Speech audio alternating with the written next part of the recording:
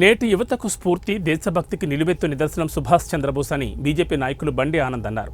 అన్నమయ్య జిల్లా మదనపల్లిలోని బీజేపీ కార్యాలయంలో సుభాష్ చంద్రబోస్ జయంతి వేడుకలు ఘనంగా నిర్వహించారు.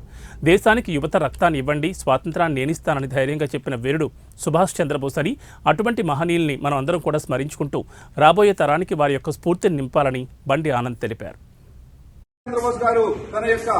విద్యార్థి దశ నుండే కూడా దేశభక్తి కార్యక్రమాల్లో పాల్గొంటూ ఏదైతే బ్రిటిష్ వాళ్ళు చేస్తున్నటువంటి కార్యక్రమాలకు వ్యతిరేకంగా అనేక మంది యువకులతో కలిసి చిన్నప్పటి నుండే ఒక సామ్రాజ్యాన్ని ఏర్పాటు చేసి ఆ యొక్క బ్రిటిష్ వాళ్ళని తరిమి కొట్టేటటువంటి ప్రయత్నం చేశారు. 1942 సంవత్సరంలో ఆయన స్థాపించినటువంటి ఏదైతే ఆజాద్ హిందూ ఫౌజ్ ఉందో ఆ ఫౌజ్కు భయపడే 1947 దేశానికి స్వాతంత్రం వచ్చింది.